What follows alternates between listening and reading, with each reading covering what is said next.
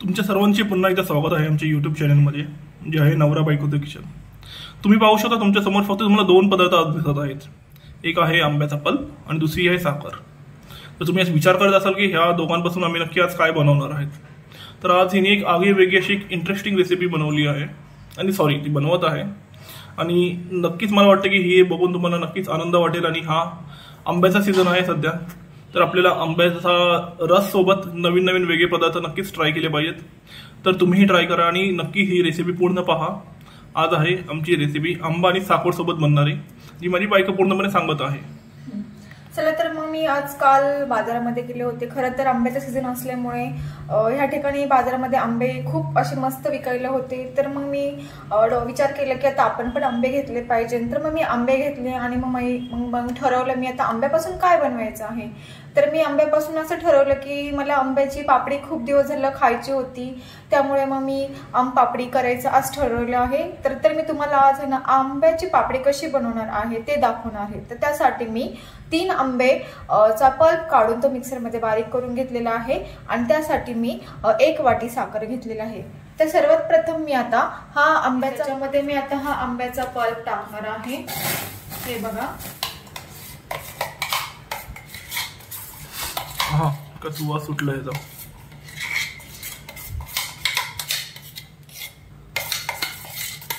साधारणतः आपल्याला आंबा बोललं की फक्त आमरस किंवा कच्चा खाण्यासाठी हे 2 पदार्थ माहिती आहेत, बट हे आंब्याच्या पासून हे वेगवेगळे इतके पदार्थ हे फक्त बायकांनाच माहिती असतात।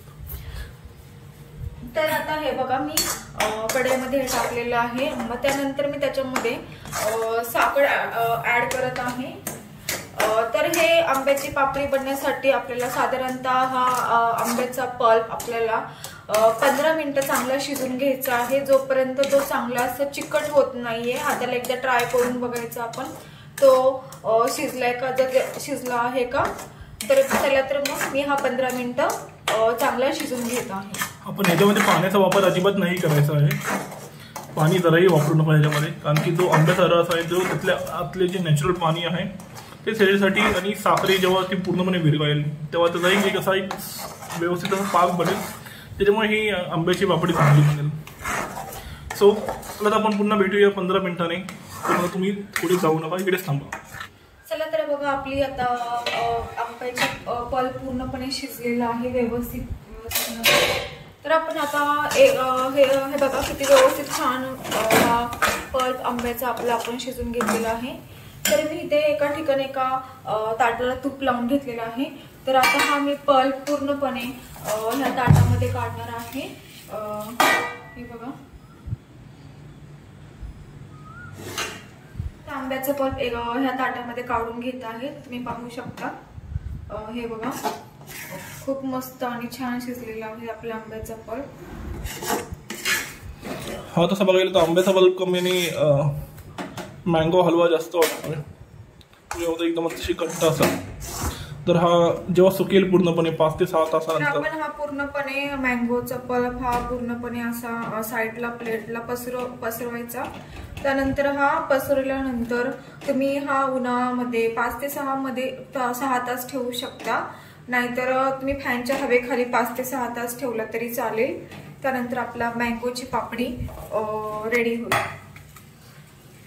या पापडीला तसं बघून एक लहानपणीची एक चांगली अशी कविता नाही बोलू शकत, एक असं एक जेव्हा मुलं किंवा मुली अशी जेव्हा खेळायचे तेव्हाच आपडी तापडी गुळाची थापडी, आणि कधी कधी माझी बायको तेच बोलत असते, काय ते आंबा पिकवतो रस गळतो, आणि ते आपडी थापडी बोल पाहिजे काय नाही, आपडी थापडी गोवाची थापडी धम्मक लाडून तेल पाडून तेलंगीचे एकच हात दर्गा बेबी माझा कान।